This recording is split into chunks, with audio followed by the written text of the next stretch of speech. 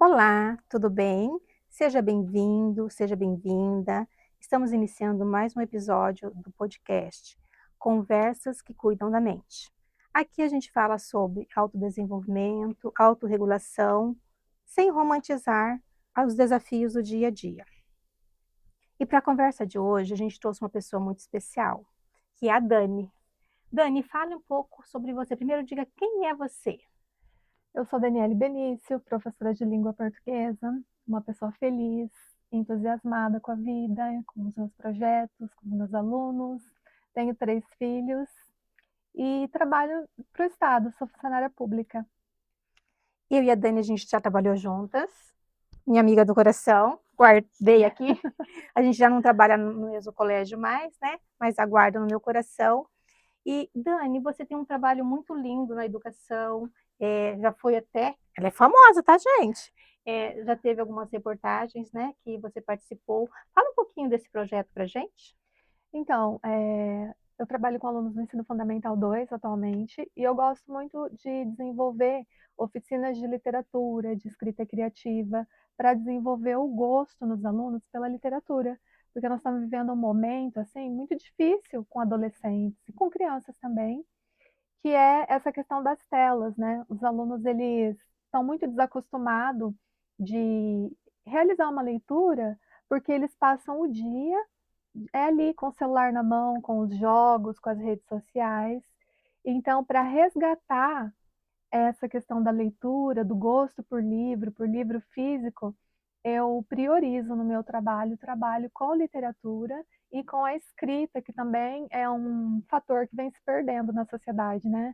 As crianças, só passam o dedinho na tela e desacostumaram também do ofício da escrita, que é muito importante para desenvolver as funções mentais superiores, né, para o aprendizado.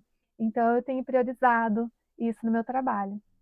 É um trabalho lindo, tá, pessoal? Os alunos, assim, são apaixonados por ela, nós, colegas de trabalho, também. Ô, Dani, você falando, eu fui aqui imaginando, né, o desafio que deve ser, porque a tela, ali, no momento em que o aluno, você em sala de aula, eh, ele, às vezes, apesar que hoje é proibido, a gente sabe que o celular é proibido, mas a gente sabe que esse hábito ou esse vício, ele vai para a sala de aula. E lidar com o aluno nesse momento de ruptura, no qual ele tem que transitar de algo que é prazeroso, leve para ele ali a tela, para algo que exige muitas funções, executiva, função mental, cognitiva, num contexto mais organizado. Como que lida com esse desafio em sala de aula com o aluno, no qual vai despertar essa habilidade da leitura e da escrita, que exige muita energia psíquica. Esse ponto que você levanta é muito interessante, porque a literatura na escola, ela vem com aquela imagem, né, e com aquele receio já, aquela resistência do aluno, porque não é uma atividade prazerosa, Uhum. é uma obrigação, né, é uma tarefa ali que eu tenho que desempenhar, porque eu sou obrigado, porque eu estou na escola, não é prazerosa. O que eu tento trazer para a sala de aula e conversar com os meus alunos é que a literatura, ela pode ser sim muito prazerosa, muito mais prazerosa do que um jogo. E aí vai a questão, da habilidade do professor de criar uma conexão com o aluno, de entender e conhecer os gostos deles, as predileções, e a partir dessa conexão, trazer um livro que o aluno vai se identificar, um tema que ele vai se apaixonar, que você acredita que ali ele vai desenvolver aquele hábito e aquele gosto pela literatura. Então eu tenho feito isso. Eu tenho escolhido, elencado autores e temas que tratam desse universo adolescente, de temas que são próximos da realidade deles. E aí eu faço rodas de leitura, onde todos os alunos participam lendo um capítulo, dois. Aqueles alunos que são mais retraídos leem uma página, mas ninguém sai de uma roda de leitura sem ler. E é muito interessante porque eles ficam fascinados. Geralmente eu pego uma aula geminada e seleciono uma aula ali na semana para a gente trabalhar a literatura, e quando acaba um capítulo, 2, 3, dependendo do rendimento da aula, e está chegando a hora de bater o sinal, eles ficam desesperados, porque eles querem continuar lendo. E é mais satisfatório ainda quando essa aula acontece numa sexta-feira, a gente para num ponto alto do livro, e aí eles, professor, eu não vou conseguir aguentar esse final de semana, esperar sábado, domingo, para a semana que vem e voltar a ler o livro de novo. Então, isso é muito gratificante, porque o aluno ele fica realmente fascinado pela literatura, ele leva isso para a vida dele, é uma obra que ele não vai esquecer, e eu trago isso como uma missão, por quê?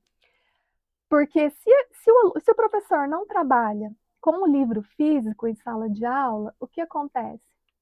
Vai passar um ano inteirinho, ele leu fragmentos de alguma coisa numa plataforma ou na sala de aula mesmo, e ele não vai ter lido um livro inteiro, né? E tanta gente coloca metas, esse ano eu vou ler tantos livros, por exemplo.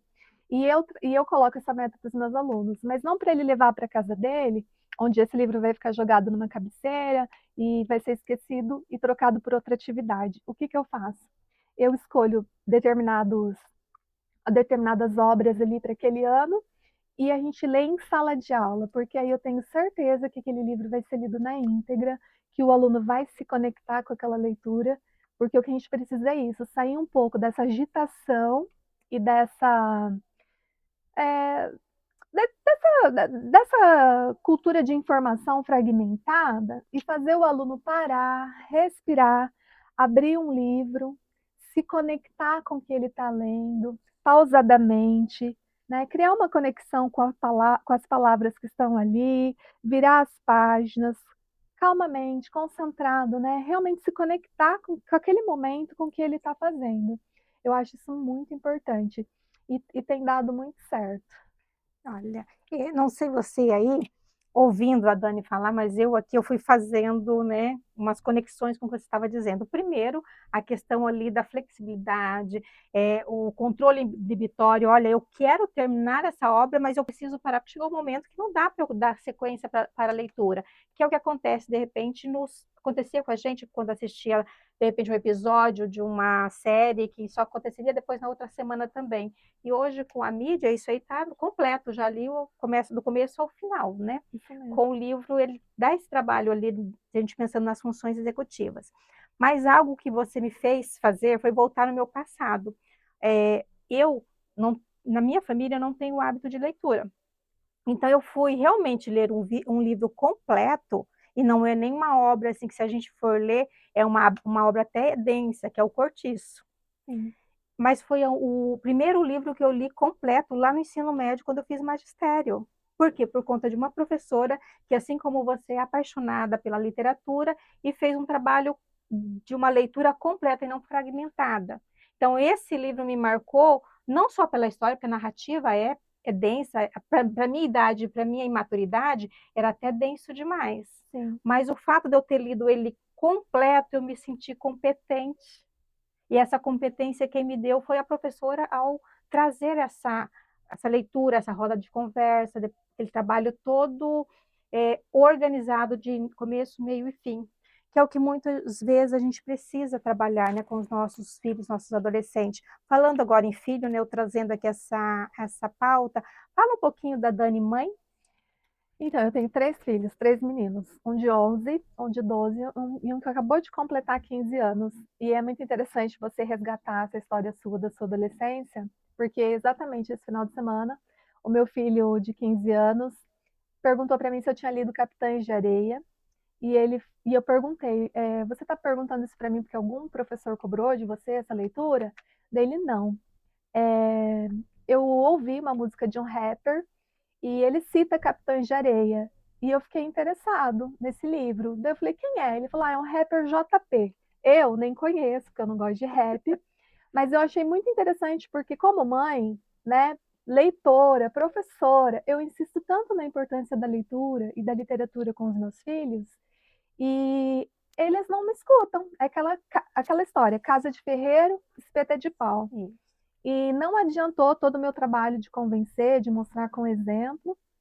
E aí vem um rapper que cita Capitães de Areia em uma letra de música e faz o meu filho se interessar por um livro. E é claro que eu vou comprar, né? Vou Claro. comprar e vou incentivar, vou até ler com ele. E isso é muito interessante, porque mostra que uma questão que tem muita gente que fala assim: "Ah, eu não gosto de livros, eu não tenho paciência para ler 200, 300, 500 páginas, acho um absurdo, uma perda de tempo quem lê, e eu não tenho coragem de ler, não gosto, não adianta". E eu falo: "Gente, não existe isso, eu não gosto de literatura, eu não gosto de ler livros, não existe. O que existe é, você ainda não encontrou um autor ou um tema com o qual você identifique. A partir do momento que você encontra uma literatura com a qual você se identifica, acabou ali. Você virou um leitor, porque a partir dali você vai ler um, dois, três, vários livros e vai se apaixonar e vai ser um leitor assíduo. Olha, então, ó, vamos incentivar os filhos. Ó, uma dica, já gosto de dica aqui no podcast. Então, ó, uma dica é incentivar os filhos a ler, mas não adianta a gente exigir, a gente Isso, precisa descobrir, né, ali, com o diálogo, o que que vai tocar, o que vai fazer conexão com ele. Talvez não é nem o que a gente traz realmente, às vezes é uma série, às vezes é um outro profissional de outra área que não tem nada a ver com a nossa, né? alguém Mas que que é conecte. um ídolo dele, né, um ídolo vai lá e fala: "Ah, eu gosto de ler ali tal livro". Às vezes ele não gosta de ler, mas porque o ídolo dele lê, ele vai querer ler aquele livro e saber, né, conhecer por que que ele gosta. Eu gosto dele, por que que ele gosta daquele livro? Vou ler também. Bem isso. E muitas vezes, mãe, pai, que está me ouvindo agora, a gente tem um desafio enorme, para nos conectarmos com os nossos filhos. A gente é uma vou usar a palavra luta, talvez até pesado, mas é uma luta diária mesmo, porque eles estão tendo a vida deles e a gente vai meio que indo correndo, né, atrás deles para poder ir direcionando de certa forma, mas tem uma hora que a gente precisa deixar eles ir e ficar observando. E o observar, muitas vezes na escola, até mesmo lá na clínica, eu percebo, alguns adolescentes que não é que os pais não estão olhando, eu não estou criticando o pai aqui, porque essa não é a minha ideia e não acredito que os pais sejam, eh, ruins, vou até usar esse termo. O detalhe é que às vezes os pais estão tão sobrecarregados que em alguns momentos não estão conseguindo olhar para determinada situação com o filho, que num detalhezinho de uma música, no detalhezinho de uma fala, você consegue captar o que teu filho está trazendo para você e a partir dali você, incentivá-lo ou direcioná-lo para outro caminho, porque no teu caso aí foi um exemplo bom. Sim. Às vezes acontece o oposto, um exemplo ruim. Então, um olhar mais cauteloso, uma observação, no olhar, que muitas vezes a gente ficava assim, "Ai, mexer na bolsa do filho, mexo ou não mexo, no guarda-roupa, olho ou não olho". Talvez você não precisa nem chegar a isso. Talvez só de você olhar o comportamento e a fala dele, você já vai ter um monte de informações que você consegue organizar esse adolescente, esse menino, essa menina, no momento que ele está em conflito. Eu tenho uma teoria que o filho, quando ele está em situação de risco, ele nos dá pista. O detalhe é a gente observar essas pistas e não assustá-lo, né? Porque a gente viu, porque lidar com essas emoções também não é fácil, né? Como que você lida com essa questão emocional quando os seus filhos estão em alguma situação de conflito? Então, como você falou, né, eu fico atenta e procuro observar. E você pontuou bem, nós pais, nós estamos ali, o dia todo na correria, é do trabalho, é de buscar o sustento para casa, tanta coisa para organizar, é levar e buscar filho na escola, em um curso, é trabalhar, organizar a casa. Nós mulheres, né, fazemos a tripla jornada, é com os filhos, é com o trabalho, com as atividades domésticas. É, eu acho que eu, como todas as mães elas estão muito próximas dos filhos, porque justamente a gente leva e busca na escola, Uhum, né, num curso, e na igreja, por sim. exemplo, né, e a gente está ali sempre ouvindo a conversa deles. Eu tô na cozinha lavando uma louça, preparando o jantar, mas eu tô aqui de orelhinha em pé do que eles estão conversando na sala ou no quarto. E hoje em dia os filhos, né, eles conversam muito ali online, né, Uhum, e às vezes eu tô ali, de orelhinha em pé, prestando atenção no que está conversando com os amiguinhos. Até jogando online eles uhum. conversam muito. Então, toda vez que acende uma luzinha, opa, está acontecendo alguma coisa. Esses dias o meu filho do meio, ele estava numa situação ali, estudando online com os amiguinhos na escola, e eu percebi que ele estava sendo oprimido pelo coleguinha, né? E na hora eu intervi, eu Uhum. larguei a minha louça na pia, fui lá e falei, Benjamin, peraí, não tá certo o que ele tá falando, a forma como ele tá Uhum. te tratando. Você não precisa continuar estudando aqui em grupo, você pode fazer sozinho, eu te ajudo, você não pode tolerar que as pessoas te tratem dessa forma, que ele não estava sendo tratado da maneira adequada, com respeito, Uhum. né? Ele é uma criança que tem dificuldade, tem TDAH, Uhum. então o processo de aprendizagem dele é diferente dos outros coleguinhas dele, que um é das altas habilidades, o outro consegue levar os estudos de maneira normal. Então eu falei, você não precisa tolerar isso. Eu te ajudo. E você nunca deve aceitar isso na vida de ninguém. Então, é mais ou menos por aí. A gente tem que estar de orelha em pé e prestando atenção nas conversas, também o corpo entrega muita coisa, o corpo Aham. fala. Sim. Se você vê que seu filho está diferente, está de cabecinha baixa, está retraído, você vai e conversa. O que está acontecendo com você?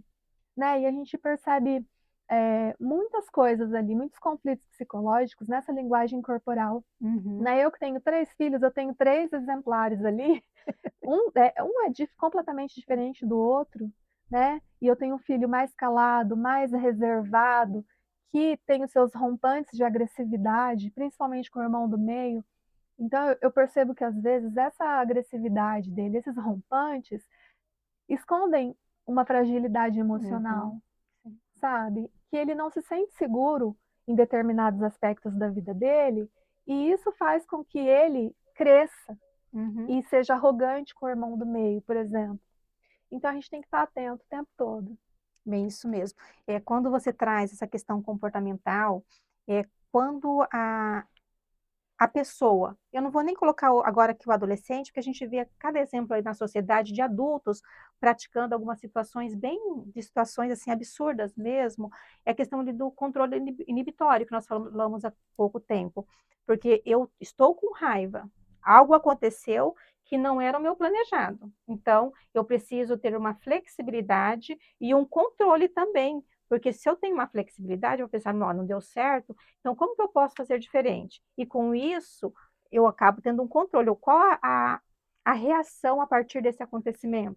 Porque se eu consigo organizar o meu pensamento ali, e não é uma coisa que eu vou ficar pensando nessa organização, é algo assim instantânea, tem que ser muito rápida. Sim. Tem que ser treinada, às vezes, também essa habilidade. Alguns adolescentes, a gente sabe, o TDAH principalmente, tem uma situação mais complexa nesse sentido, que precisa, de repente, de um atendimento profissional, um olhar ainda mais atento dos pais nesse sentido Isso. mesmo, porque daí quando a gente começa a observar, ver que aqui dentro de casa não tem como resolver, a gente busca a ajuda de um profissional.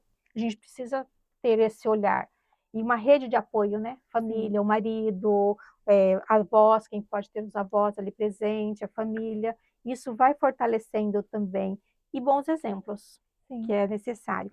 Dani, agora eu vou mudar um pouquinho o rumo da nossa prosa. Você está com que idade hoje? 44 anos. 44 anos. Se agora você pudesse encontrar a Dani de 10, vamos pensar ali dos 10 aos 15 anos, você pode escolher uma dessa fase ali.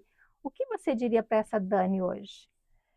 Eu diria para ela ter calma, é, continuar sendo a menina dedicada que ela era, que ela foi, e que ela podia levar uma vida com mais tranquilidade também e seguir seus objetivos, não desistir deles, de nenhum deles, não ter pressa para seguir o que a sociedade impõe, principalmente para uma mulher, porque eu acredito que nós mulheres somos muito cobradas, a questão da idade, de você, por exemplo, casar e ter filhos.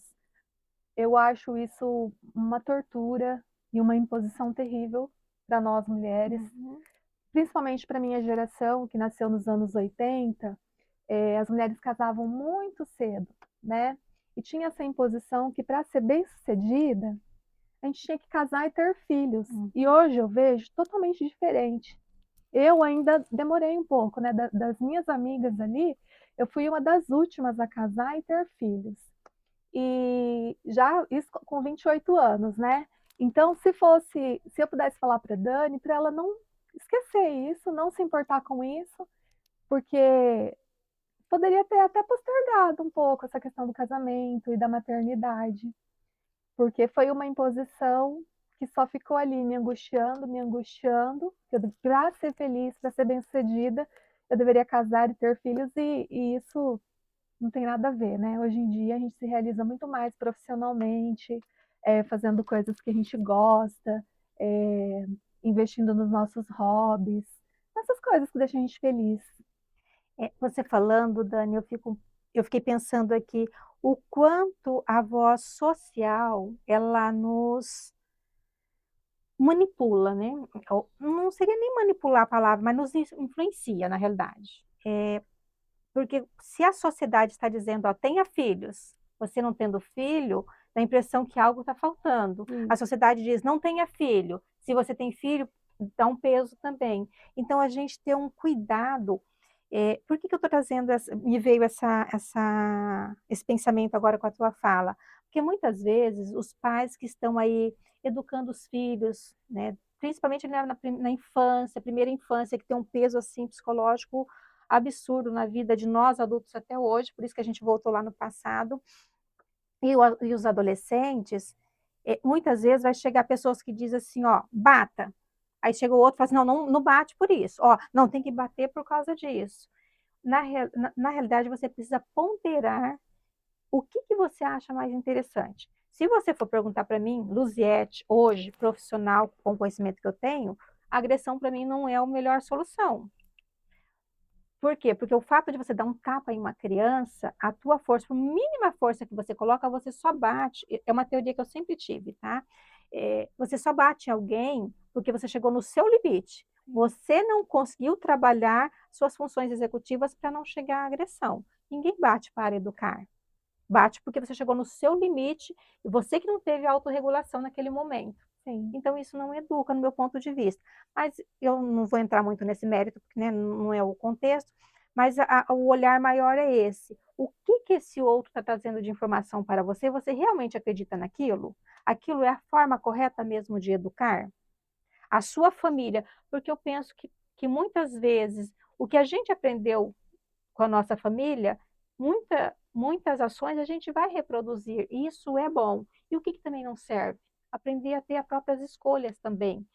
E aí a gente volta lá no nosso comecinho da nossa fala, da leitura, do conhecimento, porque a leitura nos traz o quê? Conhecimento. O momento em que eu leio um texto, em que eu estou numa situação de conflito, eu encontro uma literatura que eu visualizo, que eu percebo, nossa, esse personagem se conectou comigo, por quê? Porque eu também tenho essa dor, ou eu tenho porque não é só dor também, são as vitórias também, ó, eu tenho também esse comportamento positivo. Isso vai ajudar eu me organizar também mentalmente. Uhum. Então, eu penso que isso contribui muito para o desenvolvimento. E a gente já está caminhando para o final da nossa conversa.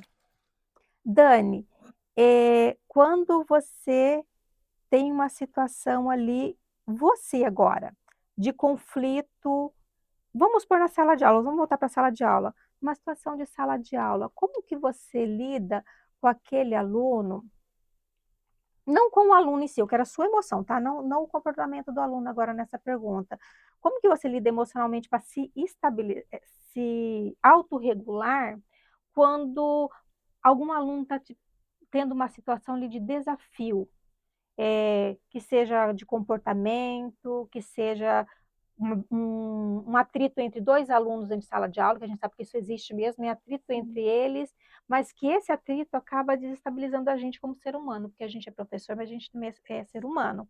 Nesse momento, como que você consegue fazer sua autorregulação para mediar essa situação de conflito?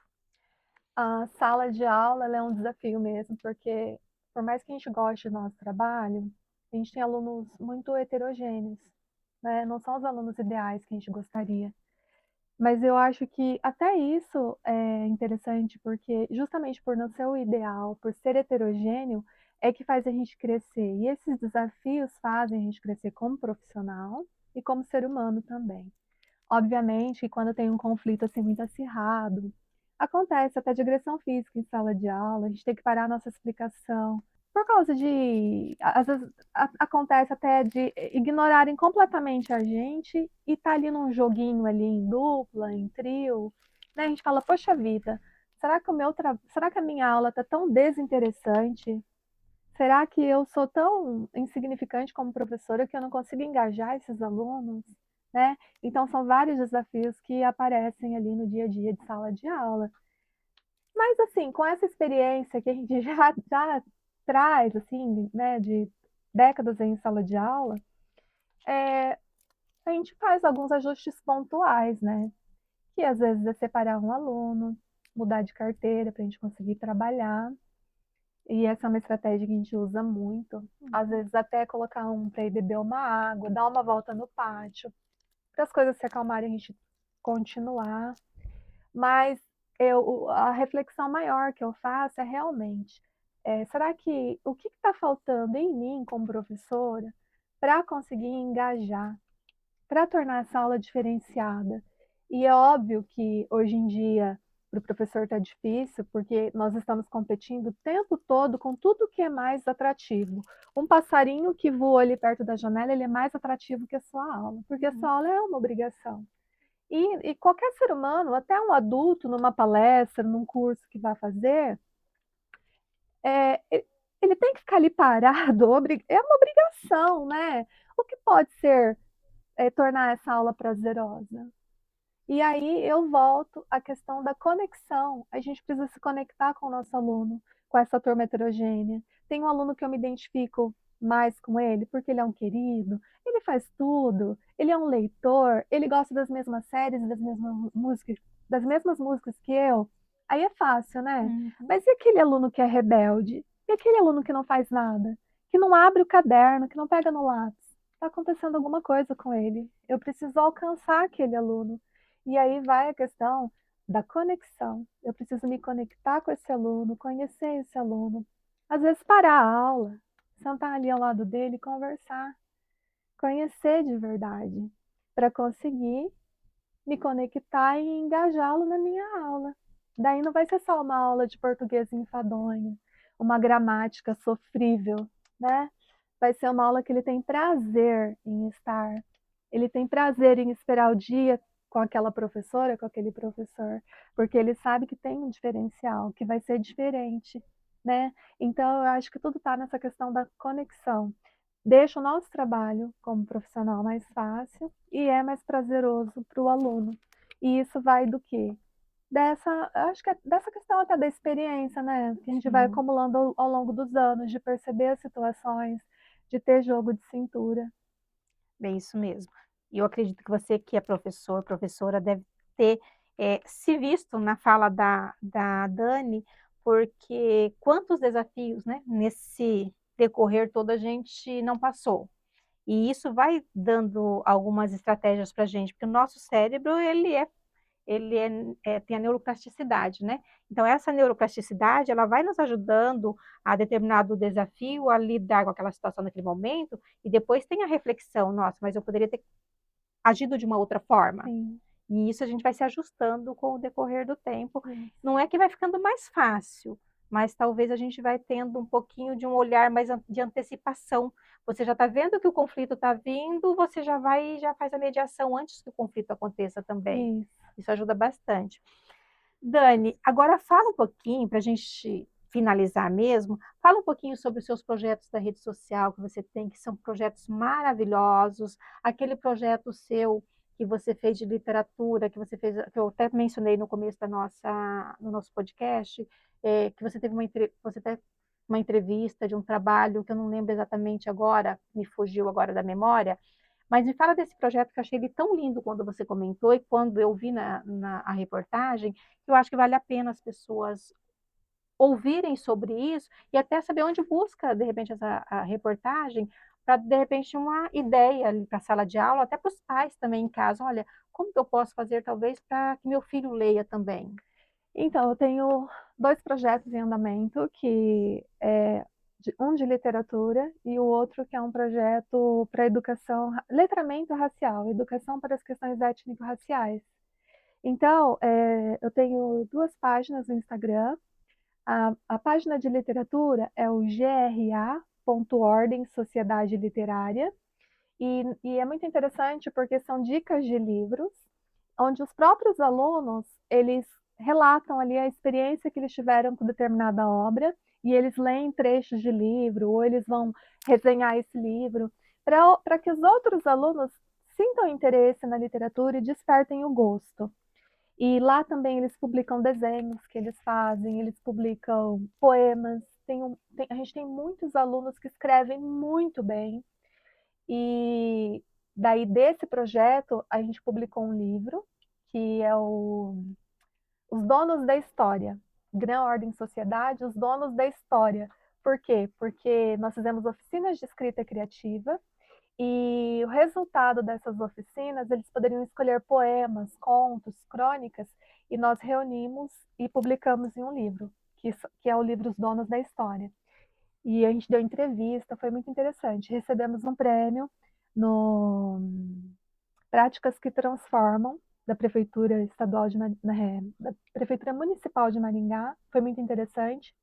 E o segundo projeto foi para o letramento racial, né?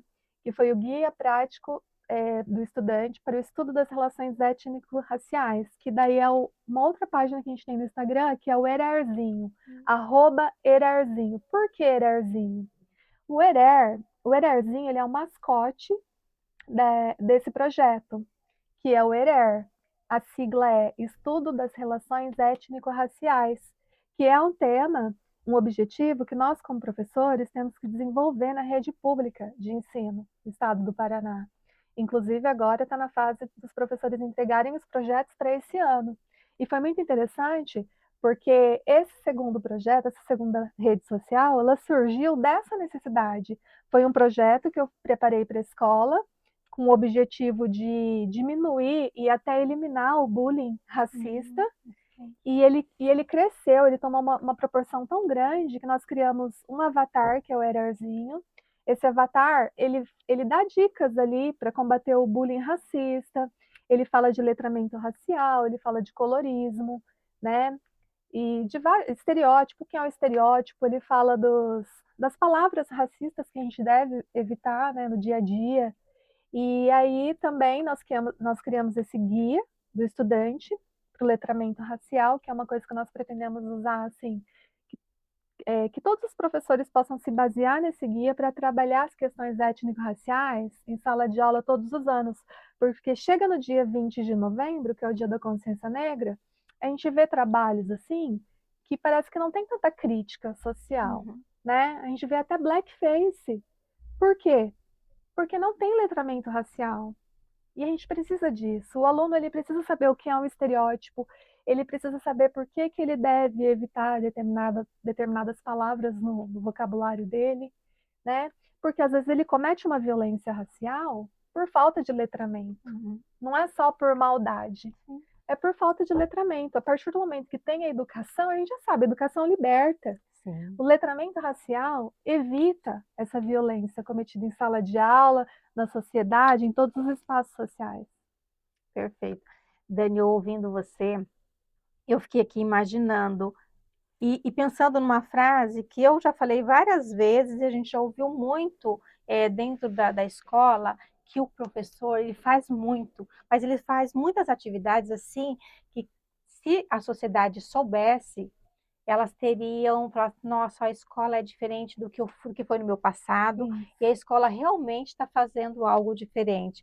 O que falta, muitas vezes, é isso, é mostrar esses trabalhos lindos que nós, professores, fazemos, produzimos no dia a dia da sala de aula. exatamente. E eu até convido você que é professor, você que é professora, educador. Se tiver alguma atividade interessante, compartilha aqui para a gente depois, para a gente ir partilhando e divulgando esses conhecimentos diferentes que a gente vai fazendo. Porque, de repente, essa fala da Dani te conecta a uma ideia que você já começou e aprimora a mesma coisa, de repente, traz essa informação que a gente lê, quem tiver ali nos comentários, né? Isso vai crescendo também. E o que a gente precisa é isso mesmo, é mostrar que nós, professores, estamos fazendo a diferença na escola, na sala de aula. Mas essa diferença, ela é pequena da Dani, que é professora de língua portuguesa, pequena do profissional intérprete de Libras, que nem nós temos aqui, que lá na sala de aula a gente também tem, é pequena ali do outro profissional de apoio, é pequena do professor dos outros componentes Curriculares. curriculares, dos outros profissionais da escola também, porque é uma soma.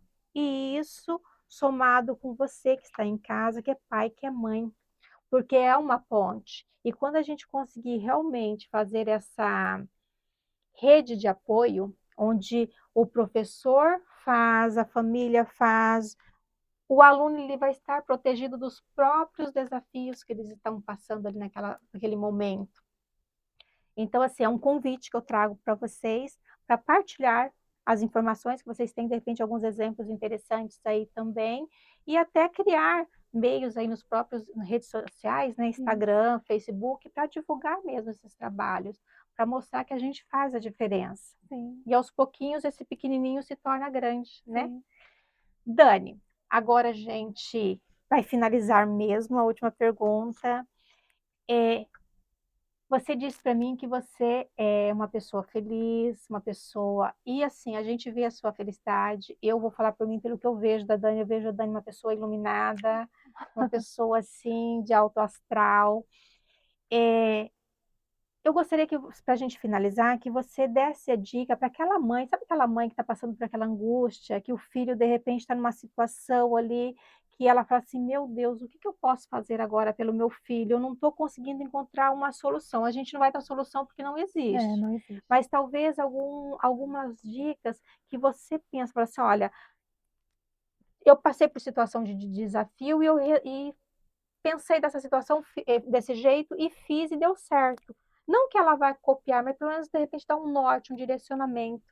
Você agora como mãe, se você tivesse com uma mãe lá na sala dos professores, imagina você lá, dos professores não, da pedagoga, né? Vamos pensar que a gente está lá na sala dos pedagogos, tem a pedagoga e tem a mãe ali com aquela situação que o filho está dando tanta. Eu não gosto de dizer a palavra problema, falar desafios. Está sendo tão desafiador essa fase dela materna. Como você, sendo professora desse aluno, como que você acolheria essa mãe nesse momento? Eu diria para ela abraçar o filho dela, ficar o mais possível próximo dele em todos os momentos. É, às vezes, esse estar próximo parece tão difícil, né? Mas é nos pequenos momentos ali, né, do dia a dia, naquelas pausas que a gente tem entre os nossos compromissos ali, é, de trabalho mesmo, de sobrevivência, mas estar próximo, abraçar, criar essa conexão, ouvir. Às vezes a gente quer falar tanto, quer dar tanto conselho, quer cobrar tanto, mas acolher, ouvir, porque o que a gente sente como professor, não só eu, tenho certeza que você e muitos outros que vão assistir esse podcast, é que os nossos alunos eles são tão carentes de presença e de serem acolhidos e ouvidos, que eles se abrem muito mais com a gente, que é professor deles, do que com os próprios pais, porque eles não têm ou não sentem esse espaço, essa abertura. Porque realmente, como pai e mãe, a gente cobra muito, a gente dá muita dura, né? A gente alerta para os perigos da vida e cobra demais. Mas eles querem, às vezes, só serem ouvidos, serem acolhidos, se sentir seguro, né? Sentir que eu posso confiar no meu pai, que eu posso contar para o meu pai, como eu conto para o meu professor, como eu desabafo com ele. E eu acredito que é isso. E tem muitos outros desafios também, que como mãe eu enfrento, e acredito que outras mães também passam por isso, que tem me preocupado muito, que é essa questão das telas, né? Muitos jogos online, o celular ali sendo a babá dos filhos, educando os filhos. E outro desafio para mim também que é terrível, é que hoje em dia, os adolescentes eles não querem mais pegar o livro para estudar, pegar um Uhum. caderno para estudar, as anotações ali, eles querem ir lá e perguntar para a IA. Eles querem estudar para a prova com a IA.